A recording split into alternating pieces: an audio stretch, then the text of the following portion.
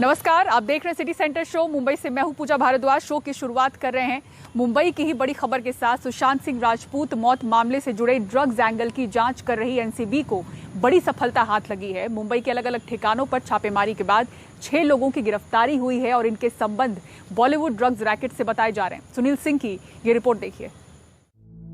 करमजीत सिंह आनंद, D Fernandes, संकेत पटेल, अंकुश अनरेजा, संदीप गुप्ता और आफ्ताब अंसारी, ये वो 6 नशे के सौदागर हैं जिन्हें नारकोटिक्स कंट्रोल ब्यूरो ने अलग अलग ठिकानों से पकड़ा है।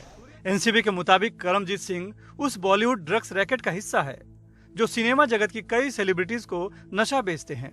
इसके संबंध पहले से गिरफ्तार अनुज केशवानी से है, जिसके पास से चरस, हशीश, गांजा और एलएसडी बरामद होने के बाद रिया चक्रवर्ती पर एनडीपीएस कानून की धारा 27A का शिकंजा कस गया है। ये अलग बात है कि करमजीत सिंह के वकील उसे मासूम बता रहे हैं। 23 साल का बच्चा है वो, उसके ऊपर कुछ एंटीसीडेंट नहीं है, पहले ही कुछ केसेस नहीं है। पेडलर कौन होता है आप जानते हो? नार्कोस मतलब जो नार्कोटिक सब्सटेंस जो बेचते हो, कितने बड़े बड़े लोग हैं। ये सब 22-23 साल के बच्चे हैं। जो हमारे घर में भी इस प्रकार के बच्चे हैं, उनको आप ड्रग पेडलर बता रहे हो, उनको आप किन पिन बता रहे हो, बॉलीवुड का ड्रग सप्लायर बता रहे हो। तो उसकी वजह से उनके फैमिली पे और जैसे हमारे कुछ बच्चे रहेंगे उनके फैमिली पे क्या प्रकार का असर होगा। तो मैं यहाँ पे कहना चाहता हूँ कि करमजीत के बारे में जो एलिगेशन है वो बेसलेस है। सुशांत सिंह राजपूत केस से जुड़े इस ड्रग्स मामले में अब तक 16 गिरफ्तारी हो चुकी है, जिनमें अभिनेत्री रिया चक्रवर्ती और उनका भाई शौविक चक्रवर्ती प्रमुख हैं। दोनों ही सुशांत सिंह राजपूत के लिए ड्रग्स खरीदने की बात कबूल कर चुके हैं। इस बीच एनसीबी की एक टीम ने लोनावाला में उस हैंगआउट बंगले की तलाशी ली। खबर है कि वहाँ कुछ ऐसे सुराग मिले हैं जो नशे के आरोप की पुष्टि करते नजर आ रहे हैं। इनके जो पार्टी वगैरह होती थी, सारा अली खान की या रिया की जो भी पार्टी होती थी, तो वो पावना के एक लेक में एक टापू है जिसे आइलैंड कहते हैं। उस आइलैंड पे ज़्यादातर इन लोगों की पार्टी होती थी। अभी वहाँ उन लोग क्या करते थे, क्या पीते थे, क्या ड्रग्स लेते थे, इस बारे में मुझे कुछ जानकारी नहीं है, क्योंकि मैंने तो मेरे आंखों से कभी देखा नहीं है। एनडीपीएस कानून की धारा 27A वित्तीय पोषण से जुड़ी है। मतलब मामला सिर्फ ड्रग्स लेने का नहीं बल्कि कारोबार के आरोप तक बढ़ गया है, जिसके चलते पहले मजिस्ट्रेट कोर्ट और फिर सेशन कोर्ट रिया चक्रवर्ती की जमानत अर्जी खारिज कर चुकी है। जांच एजेंसी एनसीबी बार बार अपने रिमांड कॉपी में गिरफ्तार आरोपियों के बॉलीवुड ड्रग्स रैकेट से जुड़े होने का दावा करती रही है, लेकिन अभी तक सुशांत सिंह राजपूत केस से जुड़ी रिया चक्रवर्ती के अलावा एक भी दूसरी फिल्मी हस्ती तक उसके हाथ नहीं पहुंचे हैं।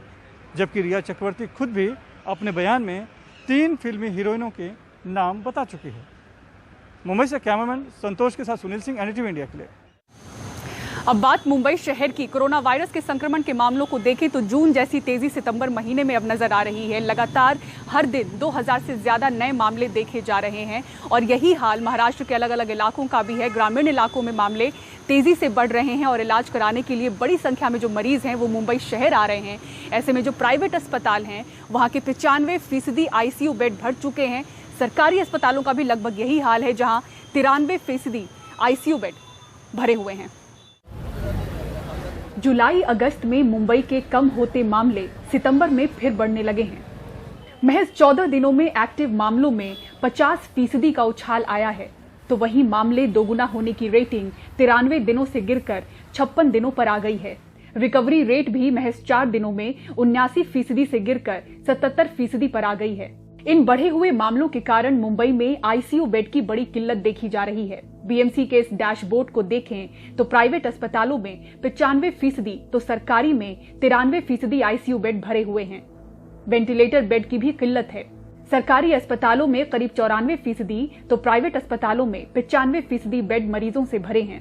प्राइवेट अस्पतालों में ऑक्सीजन बेड भी करीब 92% फुल हैं, तो सरकारी 57% भरे हैं। प्राइवेट अस्पतालों पर ज्यादा भार नजर आ रहा है क्योंकि यहाँ के नॉर्मल बेड भी 91% फुल हैं, तो वहीं सरकारी के करीब 57%। शहर के बड़े अस्पतालों में शामिल लीलावती के वरिष्ठ डॉक्टर जलील पारकर बताते हैं कि राज्य के दूसरे शहरों से मरीज काफी बढ़े हैं और अस्पतालों में लंबी वेटिंग चल रही है। अभी कल की रोज की बात है, कल दोपहर में 18 वेटिंग लिस्ट पर थे और मुझे लगता है आज भी सब ऐसे ही चलता रहेगा। हो सकता है 1-2 ऊपर नीचे हों, लेकिन वेटिंग लिस्ट कुछ कम नहीं होते दिख रहा है हमें। दूसरे सिटीज़ जो हैं वहाँ से भी हमारे पास मरीज़ आने लगे हैं, जैसे पूना है, सातारा है, सांगली है, नासिक है, नागपुर है, क्योंकि उनके पास भी मुझे लगता है कि बेड कम पड़ रहे हैं, उनके पास सहूलतें कम हैं। देखिए, और मुंबई में सबने खास करके ऐसे हुआ है कि बीएमसी ने तो ये लगा दिया है कि 75 नर्सिंग होम्स को इन्होंने कहा है कि आप कोविड पेशेंट्स न लाएं। अब हर नर्सिंग होम में हो सकता है 2 आईसीयू बेड हों या 4 हों, 6 हों, जितना बड़ा नर्सिंग होम है या मिनी हॉस्पिटल है उसके ऊपर बनिस्बत रहता हो। अब वहाँ पर आपने बंद कर दिया है तो मरीज़ आएगा कहाँ से, वो जाएगा किधर? तो मरीज़ को तो आना ही है, तो बड़े इंस्टीट्यूशंस में ही आने लगा है। इस समय हमारे अस्पताल में कोविड-19 के लिए प्रतीक्षा सूची है करीब 65 की, और ये भी होता है कि हमारे अस्पताल में देश भर से और महाराष्ट्र में से बहुत ही पेशेंट आ रहे हैं।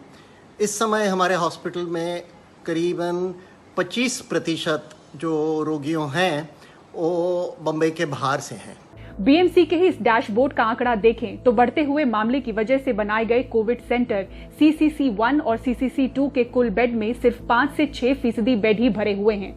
शहर में कोविड बेड मैनेजमेंट का जिम्मा संभाल रहे बॉम्बे हॉस्पिटल के डॉक्टर गौतम भंसाली बताते हैं कि सरकारी कोविड सुविधा में लोग जाने से बचते हैं। हमारे पास में 11,000 ऑक्सीजन के बेड जंबो फैसिलिटी में है।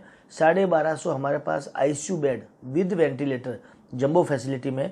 जंबो फैसिलिटी में पेशेंट थोड़ा जा नहीं रहे थे क्योंकि फ्री ऑफ कॉस्ट है, बिल्कुल उनको लग रहा था वहाँ देखभाल नहीं होगी, लेकिन अभी म्यूनसिपल कॉर्पोरेशन ने ये निर्णय लिया उसके ऊपर और वो अभी चालू भी हो गया। हर जंबो फैसिलिटी को सायन, नायर, केएम, जे वहाँ के डॉक्टर्स, वहाँ की पूरे यूनिट हेड, वो लोग वहाँ रहेंगे और उनकी देख रेख में उनका ट्रीटमेंट होगा। लोगों के मन में कुछ भ्रांतियां हैं इसलिए जंबो में नहीं जा रहे। मुंबई शहर के 30,271 एक्टिव कोविड मरीजों में 1,321 मरीज गंभीर हैं, यानी करीब 4%। इन गंभीर मरीजों के लिए आईसीयू बेड बेहद अहम है।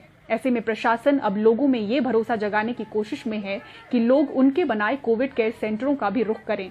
इसलिए यहाँ हेल्थ स्टाफ और एक्सपर्ट डॉक्टर्स की संख्या बढ़ाई जा रही है। सवाल है कि आखिर ये पहले क्यों नहीं किया गया। मुंबई से पूजा भारद्वाज की रिपोर्ट, एनडीटीवी इंडिया के लिए। दिल्ली से सटे फरीदाबाद में 100 एकड़ में बसे एक गांव के सैकड़ों घरों को ढहा दिया गया। प्रशासन के अनुसार ये अवैध घर थे और इसके पीछे सुप्रीम कोर्ट का एक आदेश भी था। जहां तक नजर जा रही थी बस टूटे घर, मलबा और मशीनें ही नजर आ रही थीं। बरसों से बन रहे घर देखते देखते मिट्टी में मिल गए। छोटे बच्चों को गोद में ले महिलाएं पूछती रहीं बारिश में कहां जाएंगे, लेकिन किसी ने नहीं सुनी। तकरीबन 100 एकड़ में बसे खोरी इलाके में निगम के अमले ने कहर ढा दिया। पुलिस साथ में थी इसलिए लोग विरोध भी नहीं कर सके, बस लुटे पिटे से बैठे रहे। इस जमीन पर कब्जे का मामला सुप्रीम कोर्ट में चल रहा है, जिस पर 16 सितंबर को प्रशासन को जवाब देना है। इससे पहले सोमवार को ये कार्रवाई कर दी गई। माननीय सुप्रीम कोर्ट के आदेश पे ये हमारे एमसीएफ की जमीन है, इसको खाली कराया जा रहा है। ये हजारों मकान अब तक तोड़े जा चुके हैं और भी आगे कार्रवाई चलती रहेगी। हम अपनी जमीन पे कब्जा लेके रहेंगे। लोगों का कहना है कि उन्होंने तो गांव के लोगों से ही पैसे देकर जमीन खरीदी और फिर जब वो अपनी जमा पूंजी लगाकर मकान बना रहे थे तब किसी ने उन्हें क्यों नहीं रोका। कहीं हॉस्पिटलों में नहीं जाने दिया, कोई पैसा मर गया, कोई पैसा मर गया। अब तो हम ठीक ठाक थे, हमको भी हमारा मकान तोड़वा दिया इसने। कहा कि 2022 तक सबके पक्के मकान हो जाएंगे। वाह वाह, हमारी सरकार कितनी अच्छी है, कितना अच्छा है। मोदी अवार्ड मिलनी चाहिए जो 2022 तक हमारे मकान पक्के हो गए। कितने देख रहे हैं आप लोग, कितने अच्छे से पक्के हो गए हमारे मकान। सबने आके पैसा लिया, जितना भी बनाया, छोटी छोटी ईंटें, एक ईंट भी लगाई तब भी लिया। किराए पे भी कमरा नहीं देगा ऐसे मौसम में और बारिश आ रही है, बताओ। ये बस्ती भले ही एक दिन में तोड़ दी गई हो, लेकिन ये बनी एक दिन में नहीं। लोग बरसों तक इसे बनाते रहे और आरोपों पर यकीन करें तो सरकारी मुलाजिम कोई रोक टोक न करने के एवज में शुल्क लेकर जाते रहे। उनसे पूछने वाला कोई नहीं, लेकिन हजारों लोग खुले आसमान के तले आ गए हैं, छोटे छोटे बच्चों और बुजुर्गों के साथ। फरीदाबाद से विनीश कुमार की रिपोर्ट, एनडीटीवी इंडिया के लिए। इधर दिल्ली पुलिस ने दिल्ली दंगों की साजिश के मामले में जेएनयू के पूर्व छात्र उमर खालिद को यूएपीए एक्ट के तहत गिरफ्तार किया है। दंगों से जुड़ी कई चार्जशीट में उमर खालिद का नाम है, लेकिन पुलिस ने किन सबूतों के आधार पर यह गिरफ्तारी की है, ये अभी तक साफ नहीं किया है। रविवार को जेएनयू के पूर्व छात्र नेता उमर खालिद से दिल्ली पुलिस की स्पेशल सेल के इसी दफ्तर में करीब 11 घंटे पूछताछ हुई। फिर उन्हें देर रात उत्तर पूर्वी दिल्ली में हुए दंगों की साजिश के मामले में गिरफ्तार कर लिया गया। उमर पर यूएपीए एक्ट के अलावा देशद्रोह, दंगे फैलाना, हत्या, हत्या की कोशिश और साजिश जैसी धाराएं लगी हैं। इससे पहले उमर खालिद 2016 में भी चर्चा में आए थे, जब उन्हें जेएनयू में कथित तौर पर देश विरोधी नारे लगाने के मामले में आरोपी बनाया गया था। लेकिन इस बार आरोप पहले से कहीं ज्यादा गंभीर हैं। दिल्ली पुलिस ने दंगों की कई चार्जशीट में उन्हें साजिशकर्ता बताया है। आरोप है कि उन्होंने भड़काऊ भाषण देकर लोगों को हिंसा के लिए उकसाया। अमेरिकी राष्ट्रपति डोनाल्ड ट्रंप की यात्रा के दौरान लोगों को सड़कों पर आने के लिए कहा। दिल्ली दंगों के आरोपी ताहिर हुसैन और खलील सैफी के साथ मिलकर दंगों की साजिश रची। हालांकि पुलिस सबूतों को लेकर खामोश है। उमर खालिद के अलावा दिल्ली दंगों में योगेंद्र यादव, सीताराम येचुरी, फिल्म मेकर राहुल राय, अर्थशास्त्री जयंती घोष, प्रोफेसर अपूर्वानंद के नाम भी सामने आए हैं। हालांकि अभी वो आरोपी नहीं हैं। सोमवार को राहुल राय और सवा दीवान से पुलिस ने पूछताछ भी की है। वहीं उमर इंडिया अगेंस्ट हेट नाम के जिस संगठन से जुड़े हैं, उसने एक बयान जारी कर कहा कि एंटी सीएए प्रोटेस्ट में लोकतांत्रिक तरीके से अपनी बात कहने वालों को अपराधी बनाया जा रहा है। अब 17 सितंबर को दिल्ली पुलिस दिल्ली दंगों से जुड़ी साजिश के मामले में चार्जशीट पेश करने वाली है, जिसमें साफ होगा कि उमर खालिद के खिलाफ क्या क्या सबूत हैं और दिल्ली दंगों की साजिश में कौन कौन आरोपी हैं। नई दिल्ली से कैमरामैन सचिन गुप्ता के साथ मैं मुकेश सिंह, एनडीटीवी इंडिया। और अब खबर दिल्ली से। दिल्ली में रेलवे ट्रैक के किनारे बसी 48,000 झुग्गियों में रहने वालों को अब राहत मिल गई है। केंद्र सरकार ने सुप्रीम कोर्ट में भरोसा दिलाया है कि जब तक इनका कोई समाधान नहीं निकलता, इन्हें नहीं हटाया जाएगा। सुप्रीम कोर्ट में याचिकाकर्ता कांग्रेस नेता अजय माकन ने कहा है कि पहले दूसरी जगह उन्हें घर उपलब्ध कराया जाए, तभी उन्हें हटाया जाए। वहीं मुख्यमंत्री अरविंद केजरीवाल ने भी कहा है कि महामारी के दौर में इन्हें तोड़ना ठीक नहीं होगा, क्योंकि कहीं ऐसा ना हो कि ये इलाके ही कोरोना के हॉटस्पॉट बन जाएं।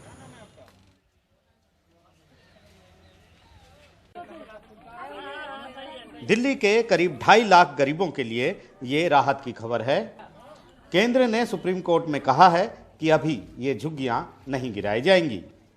सॉलिसिटर जनरल तुषार मेहता ने अदालत को बताया कि इस संबंध में रेलवे, दिल्ली सरकार और केंद्रीय शहरी विकास और आवास मंत्रालय से विचार विमर्श कर रहा है। जब तक कोई समाधान नहीं निकलता, झुग्गियों को हटाया नहीं जाएगा। दिल्ली सरकार ने भी कहा है कि वो पूरा सहयोग कर रही है। महामारी के दौर में 48,000 झुग्गियों को तोड़ना सही नहीं होगा। जब तक कोरोना ठीक नहीं हो जाता, तब तक इस दिशा में कोई कदम नहीं उठाना चाहिए। नहीं तो कहीं ऐसा ना हो कि यही इलाके कोरोना के हॉटस्पॉट्स बन जाएं और केवल वहीं नहीं, वहाँ से कहीं कोरोना बाकी दिल्ली के हिस्सों में भी ना फैलने लगे। दरअसल इस मामले में कांग्रेसी नेता अजय माकन सुप्रीम कोर्ट पहुंचे हैं। सुप्रीम कोर्ट से 3 महीने में इन झुग्गियों को हटाने के आदेश को वापस लेने की मांग की है। माकन ने अदालत से यथास्थिति बरकरार रखने के आदेश की मांग की, लेकिन chief justice of India justice S.A. Bobde ने कहा कि वो सॉलिसिटर जनरल के बयान को रिकॉर्ड पर ले रहे हैं कि झुग्गियां फिलहाल नहीं हटेंगी। माकन ने कहा है कि वैकल्पिक घर दिए बिना झुग्गियों को हटाया नहीं जा सकता। कुछ झुग्गी वालों ने भी मामले में याचिका दाखिल की है। 2019 मार्च आते आते 4 साल में उन्होंने एक बहुत महत्वपूर्ण फैसला दिया डिवीजन बेंच जस्टिस मुरलीधर के, और उन्होंने राइट टू सिटी, शहर के अंदर लोगों का अधिकार, गरीब लोगों का अधिकार के नाम से ये जजमेंट मशहूर है, Ajay Maken versus union of India का। और उन्होंने कहा कि इन गरीब लोगों का शहर में अधिकार है, शेल्टर का अधिकार है, छत का अधिकार है, ये मामला जितना कानूनी है उससे कहीं बड़ा राजनीतिक मसला है। जब अदालत ने ये फैसला दिया तो कोई भी पार्टी झुग्गी वालों के पक्ष में सुप्रीम कोर्ट में नहीं थी, लेकिन अब सब इस मुद्दे पर एक साथ खड़े हैं। बहरहाल अभी 4 हफ्ते का वक्त है, इसके बाद सुप्रीम कोर्ट तय करेगा कि वो अपना पुराना फैसला वापस लेगा या नहीं। नई दिल्ली से आशीष भार्गव, एनडीटीवी इंडिया। पुलिस हिरासत से भागा पॉक्सो एक्ट का आरोपी फिर हुआ गिरफ्तार। पूरी खबर ब्रेक के बाद देखते रहिए city centre show.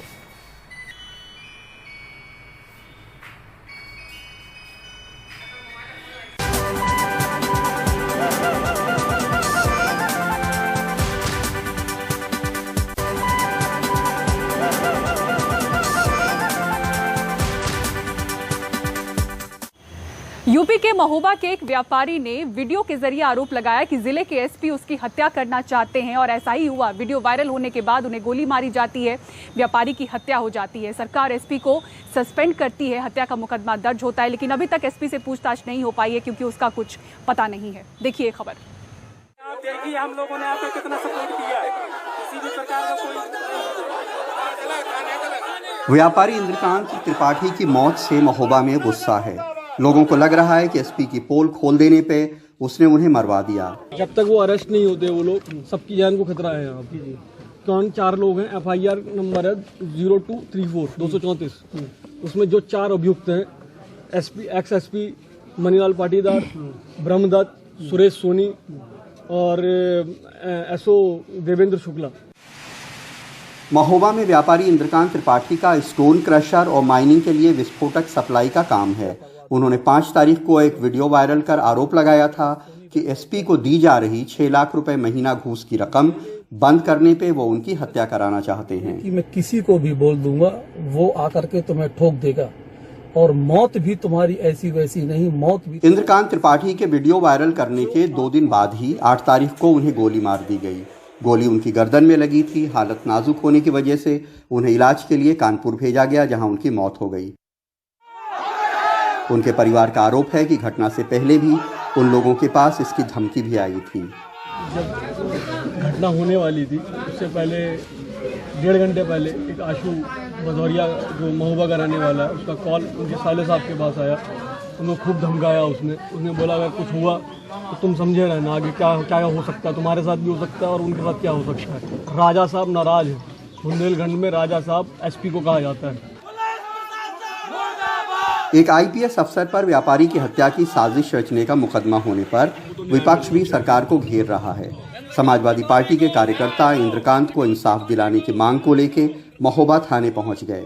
Samajwadi party के अध्यक्ष अखिलेश यादव ने ट्वीट किया कि महोबा के इंद्रकांत त्रिपाठी सरकारी हत्याकांड में दिखावटी सस्पेंशन की लीपापोती न कर सरकार गिरफ्तारी करे। आरोपित पुलिस कप्तान और डीएम के खिलाफ इतनी ढिलाई क्यों? उत्तर प्रदेश कांग्रेस अध्यक्ष अजय कुमार लल्लू पहले ही इंद्रकांत के घर पहुंच चुके हैं। आज कांग्रेस महासचिव प्रियंका गांधी ने भी ट्वीट किया कि महोबा के व्यापारी श्री इंद्रकांत त्रिपाठी की हत्या पूरे उत्तर प्रदेश सरकार की कार्यशैली पे सवाल है। बीजेपी की सरकार में अपराध और भ्रष्टाचार चरम पे है और अब इस सरकार के अफसर भ्रष्टाचार के खिलाफ आवाज उठाने वालों की सुपारी दिलवा रहे हैं। अगर ये महोबा का इकलौता केस होता तो भी बहुत बड़ी बात थी, लेकिन महोबा का ये सिर्फ इकलौता केस नहीं है। उत्तर प्रदेश में बड़े पैमाने पे पुलिस अधिकारियों के खिलाफ भ्रष्टाचार के मामले चल रहे हैं। तमाम लोगों के खिलाफ जांचें जो हैं वो सरकार को भी सौंप भी दी गई हैं। बहुत सारे लोगों के खिलाफ जांचें चल रही हैं। इससे ये लगता है कि हालात जो हैं वो अच्छे नहीं हैं। महोबा में इरफान पठान, सलाउद्दीन और लखनऊ में कैमरामैन राजेश गुप्ता के साथ कमाल खान, एनडीटीवी इंडिया। मुंबई में पिछले साल मई महीने में एक सोसाइटी के सेप्टिक टैंक को साफ करते हुए 3 सफाई कर्मचारियों की मौत हो गई थी। 500 दिनों के बाद भी उनका परिवार न्याय का इंतजार कर रहा है। बाकी सफाई कर्मचारियों की भी हालत कुछ खास नहीं। देखिए सोहित मिश्रा की ये रिपोर्ट। मुंबई से सटे मीरा भाईंदर में रहने वाले आजाद मुंबा के भाई अजय मुंबा अपने भाई की ही तरह सफाई कर्मचारी थे और नाले साफ करने का काम करते थे। 1.5 साल पहले एक सेप्टिक टैंक की सफाई करते समय जहरीली गैस की वजह से अजय और उनके 2 साथियों की मौत हो गई। हादसे को लगभग 500 दिन हो चुके हैं। परिवार वाले न्याय की उम्मीद कर रहे हैं, लेकिन ना ही किसी पर कार्रवाई हुई, ना ही परिवार को मुआवजा मिला। सरकारी नौकरी की भी घोषणा की गई थी, लेकिन हुआ कुछ नहीं। टोटल 8 जन गए थे। 8 जन में से इनको 5 जन को गैस चढ़ा था, जिसमें से 3 जन एक्सपायर हुए थे और 2 जन बच गए थे। ऐसा कोई दिलासा भी नहीं है कि ऐसा हो कि भाई तुमको मिलेगा। इसके बारे में हमने कलेक्टर से भी बात की। कलेक्टर से बात करने के बाद हमको ये पता चला कि जो कंपेंसेशन देने का नोटिस होता है, जो सर्कुलर होता है, वो अभी तक गवर्नमेंट निकाला नहीं कि कैसे वो कंपेंसेशन देना चाहिए। इस हादसे के बाद भी इस बस्ती में रहने वाले कई लोग इसी तरह बिना किसी सुरक्षा किट के नालों की सफाई का काम करने को मजबूर हैं। 5 साल पहले हरियाणा से मुंबई आए राहुल कांगड़ा कक्षा 10 में पढ़ रहे हैं और घर चलाने के लिए वो भी सफाई का काम करते हैं। कुछ महीने पहले पिता ने परिवार को अपने हाल पर छोड़ दिया, जिसके बाद मां की मदद करने के लिए राहुल को पढ़ाई के साथ सफाई का काम करना पड़ता है। डर तो बहुत लगता है। अभी क्या है, घर चलाने के लिए तो कुछ करना पड़ेगा ना। अभी डर तो हमको भी लगता है कि हम मेरे पीछे मेरे घर पे कोई नहीं है, मेरी मम्मी कब तक कर सकती है और 2 बहनें, बस ये दिक्कत है, इसीलिए करना पड़ता है। बाकी डर तो बहुत लगता है इस बारे में। इसके पापा चले गए थे छोड़ के, तो इसके लिए फिर मैं मेरे लड़के का सहारा लिया मैंने। सरकारी आंकड़ों के अनुसार 2014 से 2019 के बीच 18 राज्यों में 376 सफाई कर्मचारियों की सीवर में मौत हुई। औसतन 5 दिन में 1 कर्मचारी की मौत हुई है। वित्त मंत्री की ओर से 2020 के बजट में नई तकनीक के उपयोग की घोषणा हुई थी, लेकिन जमीनी हालात कुछ और ही हैं। ये सौरभ का हाथ है जो आप देख रहे हैं। सौरभ, क्या हुआ आपके हाथ को? सर कांच लगा है। कब लगा और कैसे? वो काम पे गए तभी लगा। क्या कर रहे थे आप? सफाई करने गए थे, नाला सफाई। कितने दिन पहले की बात है? 10 दिन पहले की बात सर। 10 दिन पहले का। परेशानी तो है सर, कोई सुविधा ही नहीं है, ग्लव्स नहीं है, मास्क नहीं है, अच्छे से डॉक्टर की, हम लोग बीमार हो जाते अच्छे से डॉक्टर की भी व्यवस्था नहीं है। इन छोटी छोटी गलियों में इस तरह के अनगिनत परेशानियां मौजूद हैं।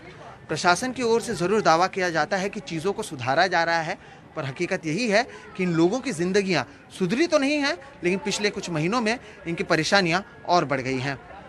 मुंबई से कैमरा पर्सन प्रवीण जिरोहित के साथ सोहित मिश्रा, एनडीटीवी इंडिया। उत्तर प्रदेश के लखीमपुर खीरी में पुलिस हिरासत से भागे पॉक्सो एक्ट के एक आरोपी को फिर से गिरफ्तार कर लिया गया है।